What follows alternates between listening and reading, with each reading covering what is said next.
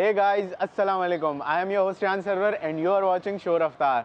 दोस्तों, आज का एपिसोड बहुत ज़्यादा स्पेशल होगा क्योंकि आज मैं आपको एक रेसर से नहीं, एक रेसर फैमिली से मिलवाऊंगा और देखते हैं कि उनकी ये जर्नी कब शुरू हुई और कितनी गाड़ियाँ उनके कलेक्शन में मौजूद हैं। तो मेरे साथ इस एपिसोड को ज़रूर एंजॉय करेगा।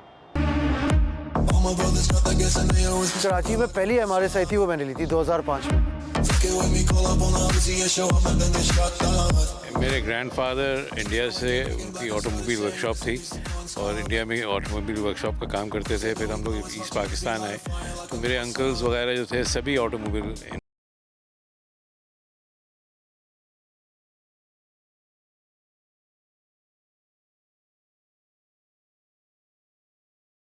एपिसोड के साथ।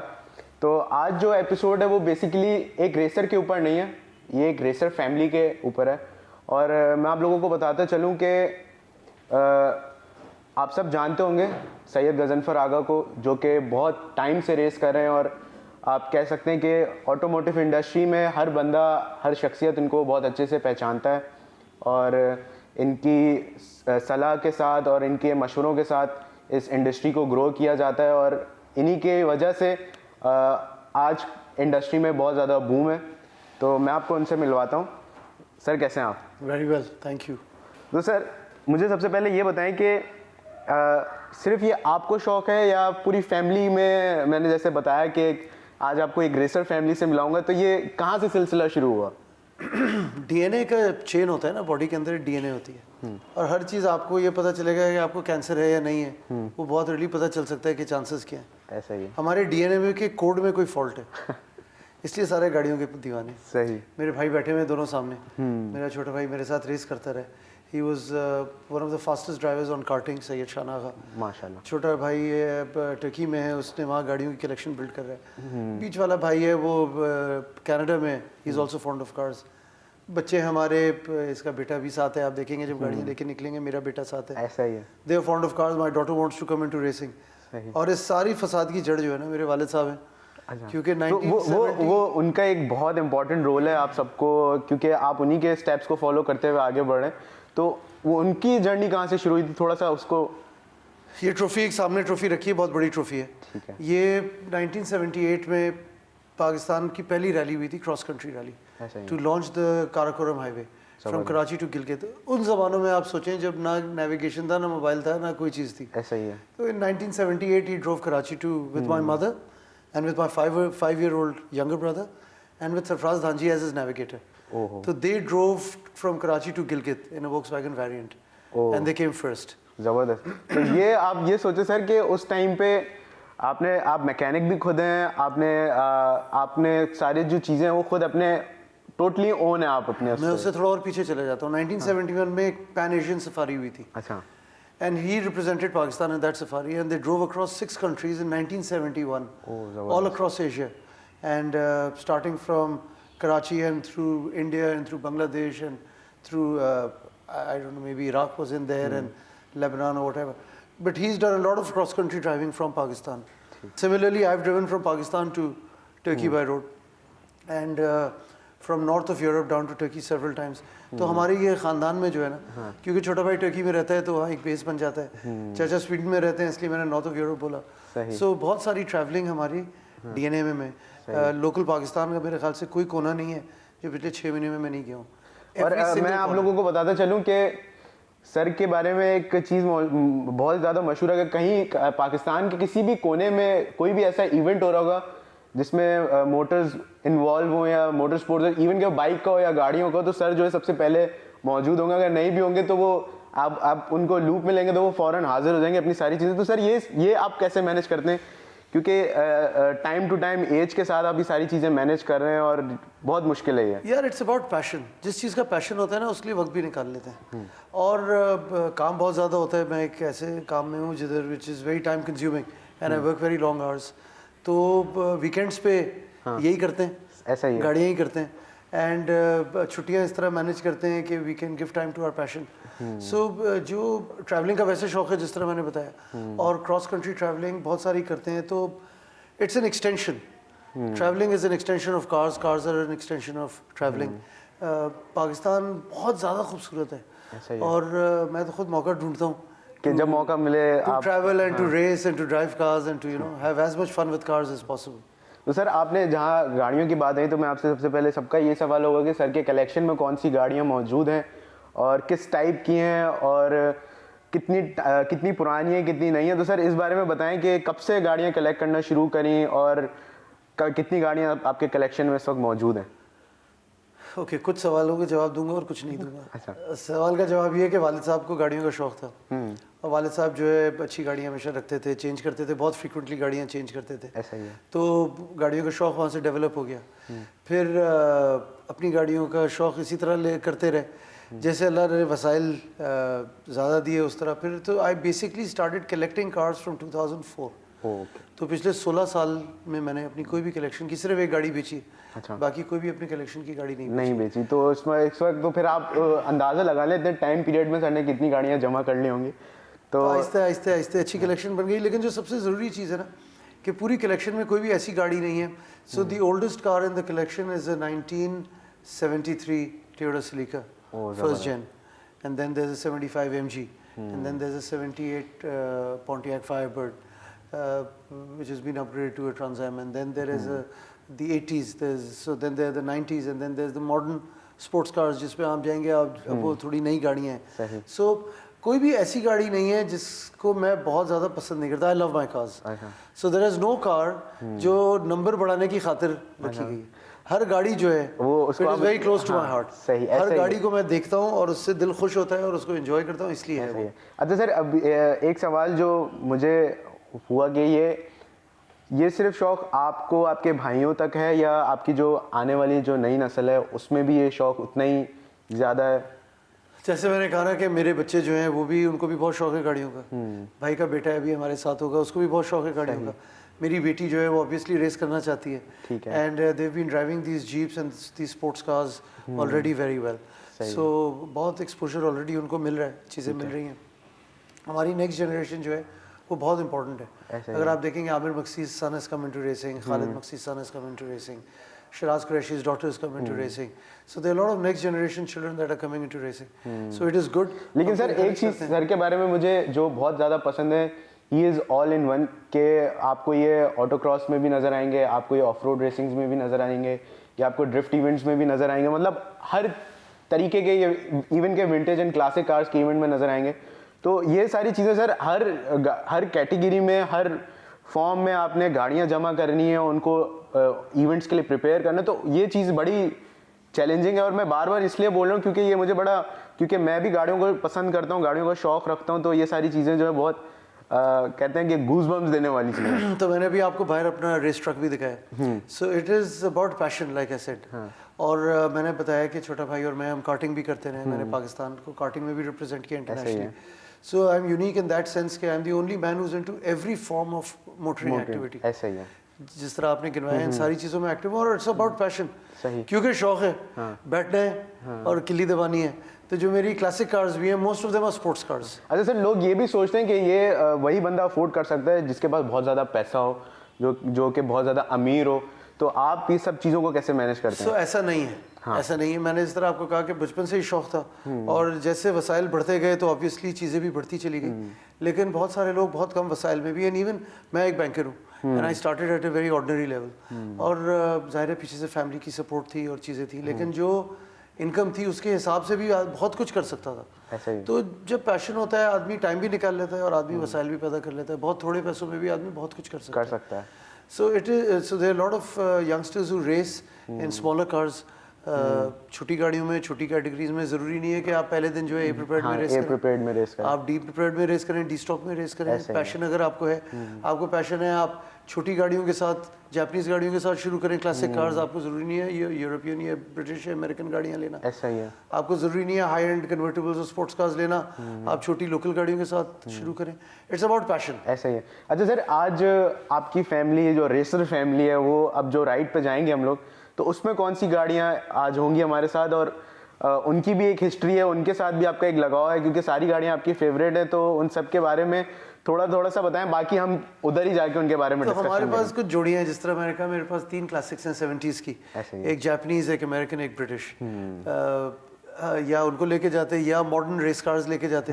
तो आई थिंक कुछ यंगस्टर्स को आजकल सीजन अच्छा है, हाँ। कन्वर्टेबल का सीजन है, ऐसा ही है। सो कुछ कन्वर्टेबल्स जो 5-6 हैं उनमें से मैंने 3 वो निकाली हैं जो मॉडर्न जापानीज कन्वर्टेबल्स हैं, जिससे आपके व्यूअर्स ज़्यादा रिलेट कर सकेंगे। ऐसा ही है। So one is a Mazda Miata, the other is a Toyota MR2 Spider and the third is a Honda Beat। तो एक Honda, एक Toyota, एक Mazda। सही। तो हम तीनों भाई जो हैं वो आपके साथ तीनों कन्वर्टेबल्स लेके निकलेंगे और तीनों जो है अपनी इन देयर ओन वे।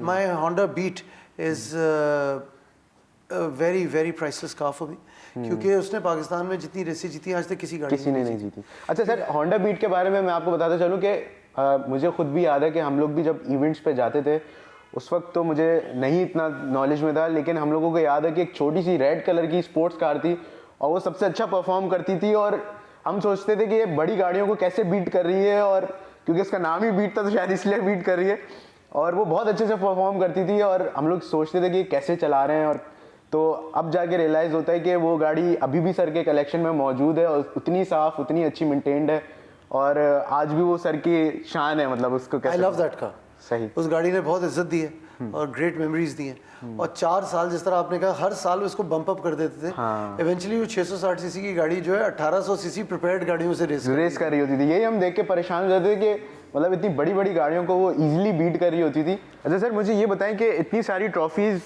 तो जो देखने वाले उनको शायद ये लगता होगा कि आपने खरीदी हैं या कुछ इस तरीके से जमा की हुई हैं, तो इन सब के पीछे भी एक स्टोरी है, क्योंकि इतनी ज़्यादा कि अगर गिनने बैठे तो उसमें भी 5-10 मिनट लग जाएं। बहुत सारी अभी यहाँ नहीं है, हाँ, जो स्कैटर हुई हुई है, जो बच्चों ने कुछ कमरों में रखी हुई अच्छा। हैं। But Allah is been very kind, ये अल्लाह की रहमत है।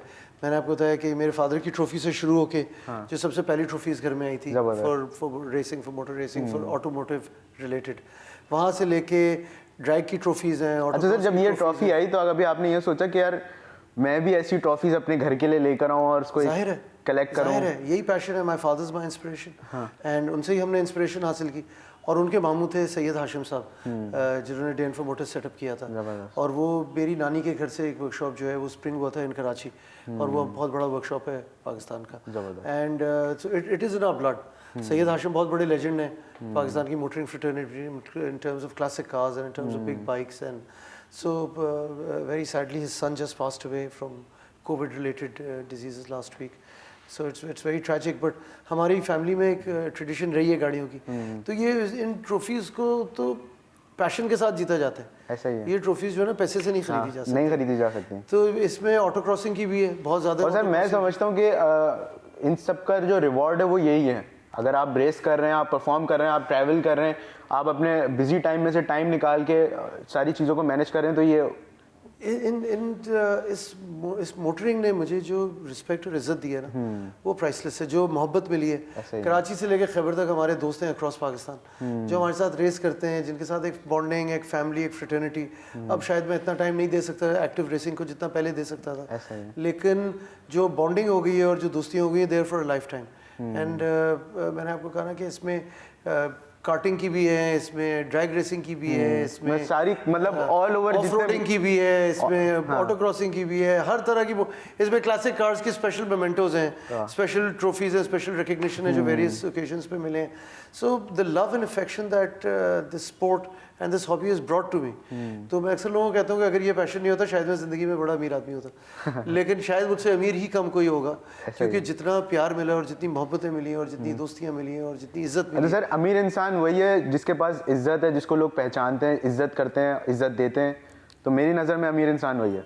अभी आप इलेक्शंस में खड़े हुए हैं जिम खाना के, और आपको बहुत से लोग सपोर्ट कर रहे हैं और लोग चाहते हैं कि एक चेंज आए, ताकि जो नई चीज़ें जो आपके माइंड में, जैसे आप गाड़ियों में चेंजेस करते हैं, हर चीज़ में चेंजेस लाते हैं, उसी तरीके से आप इनकी मैनेजमेंट में भी चेंजेस लाएं। तो ये आपको यार ये अल्लाह की तरफ से इज्जत है। जिस तरह आपने कहा, मेरा कोई इंटेंट, मैं कोई पॉलिटिशियन नहीं हूँ, यू नोन मी, और मैं गाड़ियों की फ्रेटर्निटी में भी मशहूर हूँ। लेकिन जब अच्छे लोगों को आगे आने की ज़रूरत पड़ती है, अगर वो नहीं आएंगे तो चीज़ें कैसे होंगी? ऐसा ही है। हमें चीज़ें अच्छी करने की ज़रूरत है, ऑनेस्टी लाने की ज़रूरत है, नेगेटिविटी ख़त्म कर, ये कल्चर ख़त्म करना होगा कि हर आदमी बुरा है, हर आदमी चोर है, लोगों के बारे में सिर्फ बुरी बातें करें। So we are trying to improve Pakistan, नया पाकिस्तान बना रहे हैं, अच्छी चीज़ें कर रहे हैं, अच्छी चीज़ें लाने की कोशिश कर रहे हैं, कोशिश पूरी है to try to improve things. तो दोस्तों अब हम चलेंगे गाड़ियों की तरफ और आपको दिखाएंगे कि वो गाड़ियाँ कैसी हैं, और आप सर की रेसर फैमिली से आपको ज़रूर मिलवाएंगे।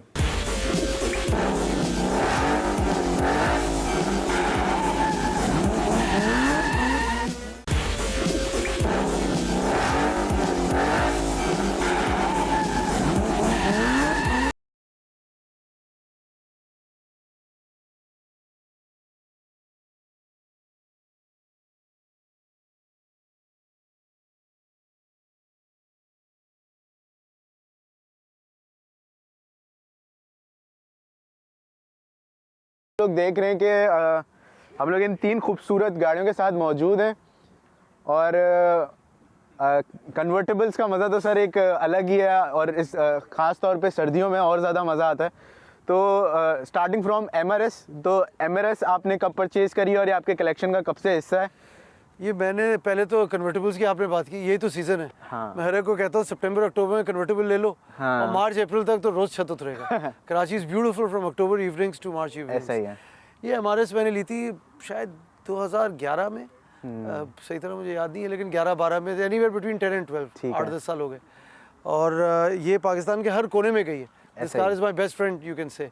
इस पे सर ने गवादर रैलीज भी कराची टू गवादर गए, इसके अलावा आपने विंटेज एंड क्लासिक की जो रैलीज हैं वो भी इसमें अटेंड की हैं, तो इसका एक इस गाड़ी के साथ आपका बहुत ज़्यादा स्ट्रॉन्ग बॉन्ड है। बहुत ज़्यादा स्ट्रॉन्ग बॉन्ड है। और इसमें अब ये तीसरा इंजन है। सही। तो it can just tell you कि ये गाड़ी इतने ज़्यादा मज़े और की जैसे कि आपने देखा कि हम कितना फन करते हुए आ रहे थे, specially me and Ghazanfar sir, हम लोग टेल आउट कर रहे थे, ड्रिफ्ट कर रहे थे, तो इसका एक अलग ही फील और एक अलग ही मज़ा है। मैंने आपको पहले कहा ना, मैं ये और ट्रांसैम किसी को चलाने नहीं देता। सही। क्योंकि this is a killer and the Trans Am is a killer, क्योंकि जिस वक्त आपने पैर दबाया शी विल स्टार्ट स्लाइडिंग। ऐसा ही है। तो ये कि अच्छा सर, इसमें इंजन कौन सा, थोड़ा सा लोगों को गाइड करें और इसमें क्या मॉडिफिकेशंस आपने कर दी अब तक? इसमें 2cc डला हुआ है। ठीक है। 2cc इसका ओरिजिनल इंजन आता है 1ZZ जिसको कहते हैं। और 2cc वो इंजन था जो टोयोटा और लोटस ने मिलके बनाया था। होंडा का टोयोटा का इंजन था विद, मैं दोबारा बोलता हूँ, इसमें जो है 1cc ओरिजिनली आता है। ठीक है। इसमें अब 2cc डला हुआ है। 2cc यानी 2ZZ वो इंजन का कोड है, वही 1800 सीसी है, लेकिन इसमें यामाहा का हेड है। अच्छा। ये इंजन बनाया था टोयोटा ने लोटस के लिए, तो लोटस की लीज में आता है ये इंजन, और ये सिलिका की कुछ अपग्रेडेड सिलिकास होती थी, उसमें ये इंजन आता था। सो इसका कटआउट है 8200 आरपीएम पे। So it's a very high raving, beautiful engine. और इसमें सर ने जो टायर्स हैं वो उसको जानबूझ के पुराने रखे हुए ताकि वो और ज़्यादा टेल आउट और ड्रिफ्ट करे, और उसका एक अलग ही फील है। इसका एग्जॉस्ट जो है उसकी साउंड भी सर बहुत डिफरेंट और बहुत लाउड है। इसका बहुत ज़्यादा लाउड नहीं है। जिस वक्त लाउड करना चाहते हैं लाउड हो जाती है, जिस वक्त नहीं करना चाहते हैं तो जब आप ज़्यादा एक्सीलेटर दबाएंगे बहुत लाउड हो जाएगी। तो रखा मैंने इसका ये ओरिजिनल एग्जॉस्ट नहीं है, अपग्रेड एग्जॉस्ट है, बट ये इसका कस्टमाइज्ड है। इस तरह है कि when I want to be low profile I can keep it low, और जिस वक्त आपने ज़्यादा रेविंग की तो बहुत ज़बरदस्त आवाज़ निकालता है। तो एग्जॉस्ट स्पोर्ट्स कार की अगर प्रेजेंस नहीं हो तो स्पोर्ट्स कार का कोई फायदा नहीं है। फायदा नहीं है। It has to be a head turner, जब गुजरे साथ से तो आदमी को पता चले कोई चीज़ गुजरी है। अच्छा सर, काफ़ी लोगों के पास जिनको मैं जानता हूँ कराची में 1-2 एमआरएस ऐसी भी हैं जो कि ऑटो हैं, लेकिन मैं समझता हूँ जो उसको मैनुअल का चलाने का फील है वो ऑटो में नहीं है।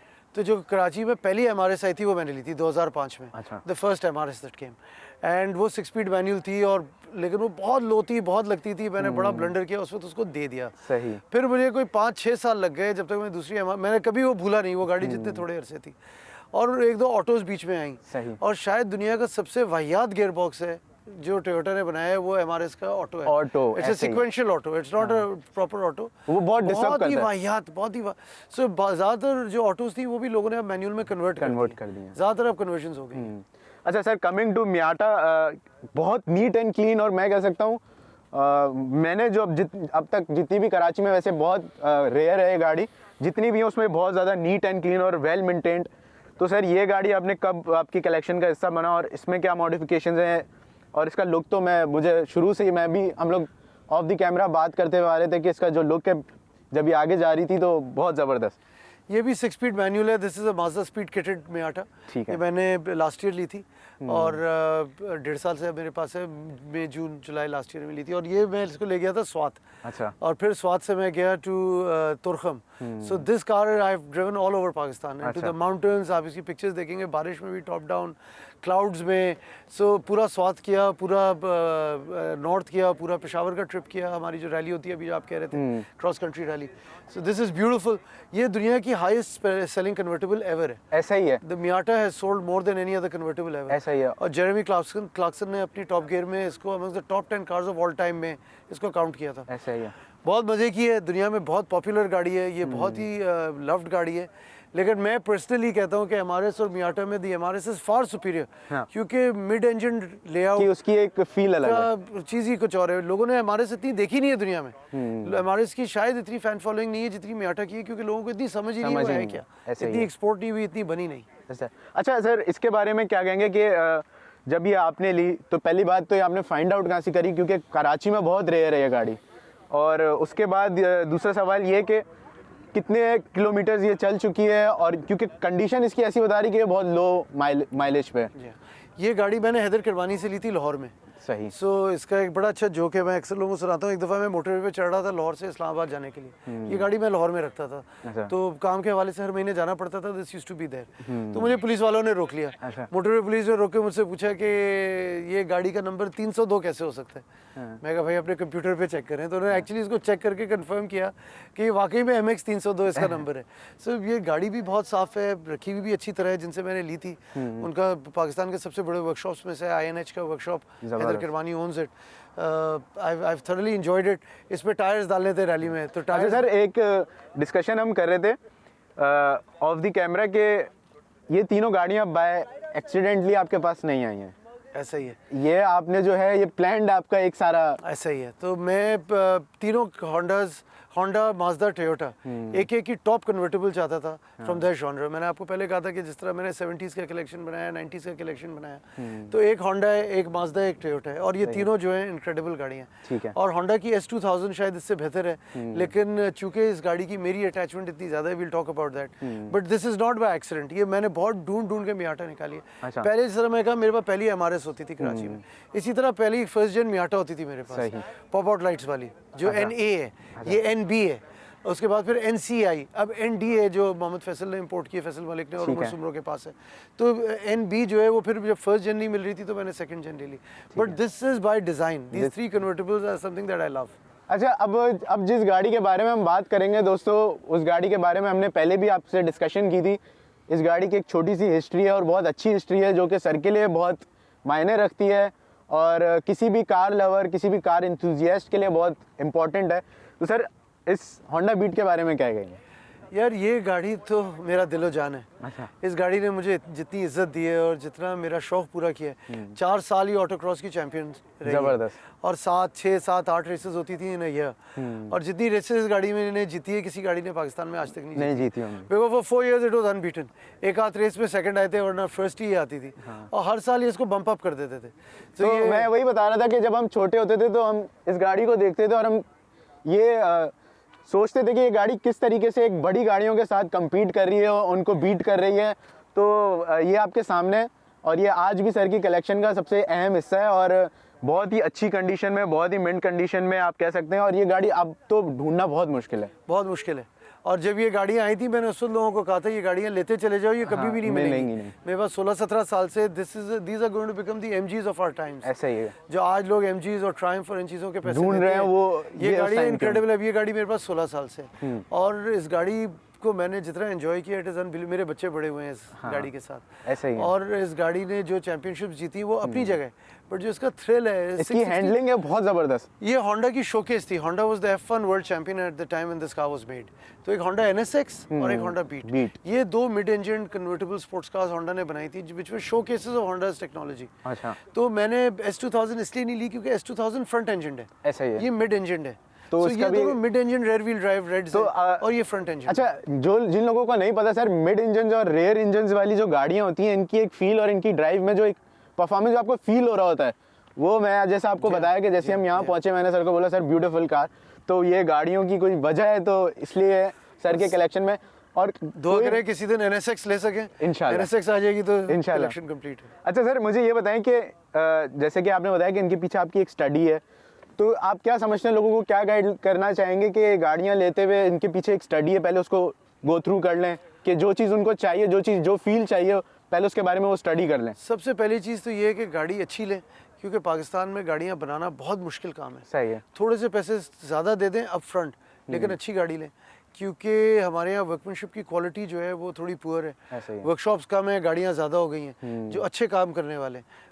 वर्कशॉप्स तो हर कोने पे हैं, लेकिन ये वो लोग हैं जो काम नहीं चला सकते। जो अच्छे मैकेनिक्स हैं बंदा नॉर्मल रुल जाएगा। ऐसा ही तो है। बहुत ज़रूरी है कि अच्छी गाड़ी लें। और मैंने कहा ना, एक होंडा बीट से लेके MRS या ये गाड़ियाँ जो है ये ज़्यादा महंगी गाड़ियाँ हैं, वो इतने पैसों की गाड़ी नहीं है। कहीं से भी स्टार्ट कर सकते हैं। डाइट्सू कोपेन्स आती हैं, ऐसा ही है। शायद डाइट्सू कोपेन वगैरह 6-8-10 लाख रुपए की मिल जाती हैं, वहाँ से भी आदमी शुरू कर सकता है। So it is very important कि आप अपना शौक़ पूरा करें।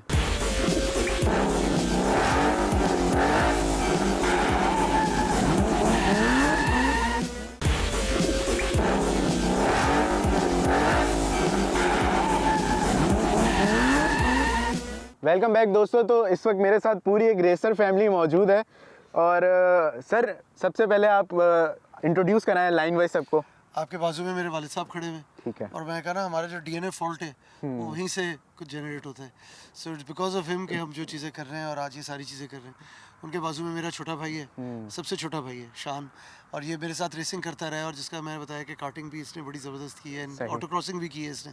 सो he was a champion racer himself. और अब इसका ब्रदर इन लॉ है, उसको भी शौक चढ़ा है, वो भी रेसिंग में आ गया और झल में अब 3rd पोजीशन दानिश पेशवाम लेके आए, वो शान का ब्रदर इन लॉ है। उसके बाजू में मेरा सबसे छोटा बेटा है Shah Ali Hussain, and he has gone with us. मैं, मेरे वालिद साहब और Ali Hussain, we were 3 generations on a VCCP rally Karachi to Khyber. So first time 3 generations एक रैली में आए थे।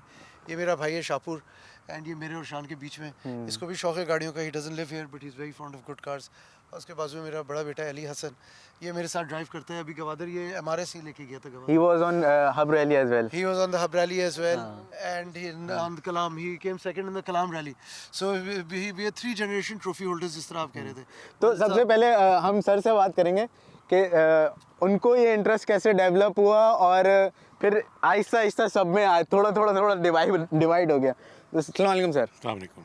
तो सर सबसे पहले आप ये बताएं कि कहाँ से शुरू हुआ। जैसे एक लड़के को शौक होता है बचपन से गाड़ियाँ जमा करने का, और डिंकीज होती हैं, अलग अलग गाड़ियाँ होती हैं। मेरे ग्रैंडफादर इंडिया से, उनकी ऑटोमोबाइल वर्कशॉप थी और इंडिया में ऑटोमोबाइल वर्कशॉप का काम करते थे। फिर हम लोग ईस्ट पाकिस्तान आए तो मेरे अंकल्स वगैरह जो थे सभी ऑटोमोबाइल इंडस्ट्री में थे।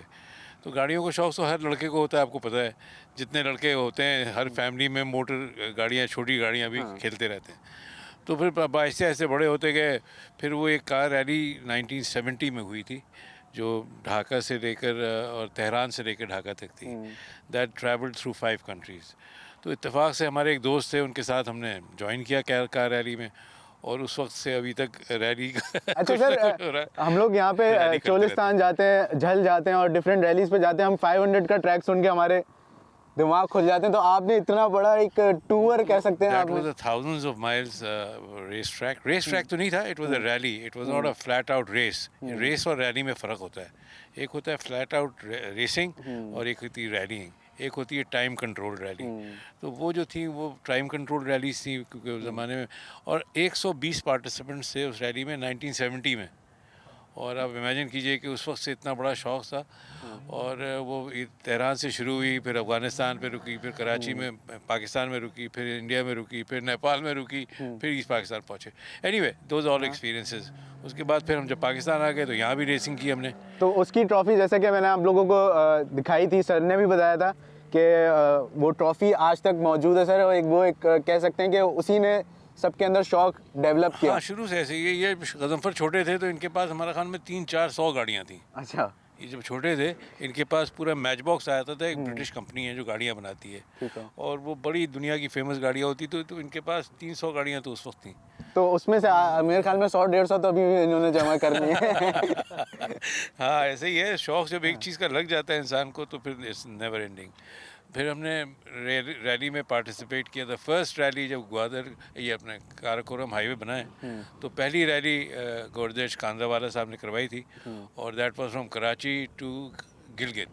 अभी तक इतनी बड़ी रैली कोई दूसरी नहीं हुई। अब आप इमेजिन करें कि हम 1978 में कितने प्रोग्रेसिव थे, 1970 में और प्रोग्रेसिव थे। आहिस्ते आहिस्ते चीज़ें जो है ना पाकिस्तान के अंदर पीछे जाती गई। Those were very very organised and very good rallies. और माशाल्लाह फिर हमने जीती वो रैली।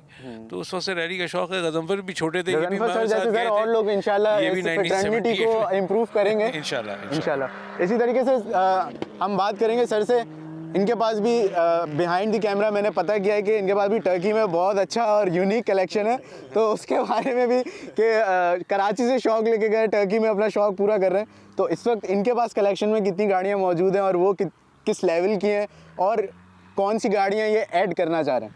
अस्सलाम वालेकुम। वालेकुम सलाम, क्या हाल है? खैरियत अल्लाह से? का शुक्र। ठीक ठाक है। तो आप मुझे ये बताएं कि ये शौक़ आपको बाय फादर आपको मिला, तो टर्की में ये शौक़ आपने किस तरीके से, आप क्या फाइंड आउट करते थे वहाँ पे गाड़ियों में? देखिए, शौक तो फादर से मिल गया, लेकिन गाड़ियाँ नहीं मिली फादर से। गाड़ियाँ खुद जमा करनी पड़ रही हैं। और ये है कि भाईजान की तो माशाल्लाह बहुत बड़ा कलेक्शन है। मेरा ऐसा कोई ख़ास कलेक्शन नहीं है, 4-5 गाड़ियाँ हैं बस। अभी कलेक्ट हो रही है, अभी तो शुरुआत है। इंशाल्लाह शौक पूरा करेंगे। तो इसमें बताएं कि आपकी अपनी कौन सी फेवरेट है और रिसेंटली आपने कौन सी परचेज की है? जो सबसे रिसेंट परचेज़ की है वो शायद फेवरेट भी है एक तरह से, क्योंकि ट्रक है। ट्रक चलाने का शौक़ है। ऐसा ही है। टर्की में इस्तांबुल में रहता हूँ, छोटी छोटी गलियाँ हैं, लोग अक्सर कहते हैं कहाँ जहाज़ लेके कहाँ आ गए हो। तो X250 का 4x4 है मर्सिडीज़ का, जो रिसेंटली लिया है during may be last 8 months. एक छोटी सी पोर्श है, तो उसका भी शौक़ है चलाने का। वो जाती है 300 पे जाती है तो पता नहीं चलता। मैं अभी 225 कर रहा था एक रोड पे, तो मेरा दोस्त बैठा अच्छा, मैं आपको बोलूं कि ये आप कराची में मत ट्राई करिएगा। वहाँ का रास्ते अलग है, तो मुझे कह रहे हैं कि स्लो क्यों हो गए। मैंने कहा स्पीडोमीटर देखो तो हम 200 प्लस जा रहे थे। तो ये होती है रेसर फैमिली कि आप देख रहे हैं कि कितना एंजॉय करते हैं। संडेज़ को सर खुद आते हैं अपनी जो रेसिंग फैमिली है उसके साथ और इन्जॉय करते हैं। इसी तरीके से लोगों को पॉजिटिव एक्टिविटीज़ की तरफ आना चाहिए। आपने एक बहुत अच्छी बात बोली थी थोड़ी देर पहले कि ये हेल्दी परसूट है। हमारी फैमिली में वी आर वेरी ब्लेस्ड कि मेरे वालिद से हमने ये पैशन इनहेरिट किया और अब हमारे बच्चे इनहेरिट कर रहे हैं। और शान का बेटा है, मैं देखता हूँ उसको बहुत शौक़ है गाड़ियों का, और मैं लोगों को इनकरेज करता हूँ कि अपने बच्चों को इनकरेज करें कि हेल्दी अच्छी चीज़ें करें। कोई डेंजर नहीं, कोई कुछ नहीं है। अच्छी चीज़ें कराएँ, अच्छी आउटिंग है। लोगों को इनकरेज करें कि बाहर निकलें, race safe, don't race on the streets, don't endanger other people, दूसरों को ख़तरे में ना डालें, अपने आप को भी सेफ रखें। लेकिन इससे अच्छा पैशन शायद दुनिया में कम होगा। तो सर 2 लाइनें रफ्तार के लिए भी, रफ्तार ने भी बहुत ज़्यादा आई थिंक मैं बहुत शुक्रगुजार हूँ रफ्तार का, और ख़ासतौर पे आपका रायन, क्योंकि आपने स्पोर्ट को बहुत प्रमोट किया है। अभी आप, मैंने कहा ना, शान के ब्रदर इन लॉ के साथ आप दानिश के साथ झल भी गए थे। आप हमारी रैलीज कवर कर रहे हैं, आप हमारी संडे ड्राइव्स कवर कर रहे हैं, बहुत सारी चीज़ें कवर कर रहे हैं। I think I am very grateful to Raftaar. Raftaar ने स्पोर्ट को और इस पैशन को पाकिस्तान में ग्रो करने के लिए ऑर्डिनरी लोगों तक हमारा पैगाम पहुंचाने में बहुत की किरदार अदा किया है। और प्लीज़ ये करते रहें, क्योंकि ये ज़रूरी है कि हम इसी तरह लोगों को इंकरेज करेंगे। हमारे माशरे में पॉजिटिविटी फैलाना बहुत ज़रूरी है, और होप और अच्छी चीज़ें फैलाना बहुत ज़रूरी है। जिस तरह आप जब खाना की बात कर रहे थे, मैं कहूँगा कि इस जैसी फैमिली अगर पाकिस्तान में हो तो गेम नेक्स्ट लेवल पे चला जाएगा। और जैसे कि मुझे नज़र आ रहा है कि फ्यूचर में अली हसन जैसे ड्राइवर्स जब निकलेंगे और पाकिस्तान का नाम रोशन करेंगे तो चीज़ें जो है वो बहुत ज़्यादा बेहतर हो जाएंगी। आप मेरी बेटी को ना भूलें, Zara is also going to come into racing and my wife goes on the rallies with me across Pakistan इंशाल्लाह। तो दोस्तों, उम्मीद है ये एपिसोड आपको पसंद आया होगा। अगले हफ्ते एक नए एपिसोड के साथ हाजिर होते हैं। तब तक के लिए मुझे और मेरी टीम को दीजिए इजाज़त। खुदा हाफिज़।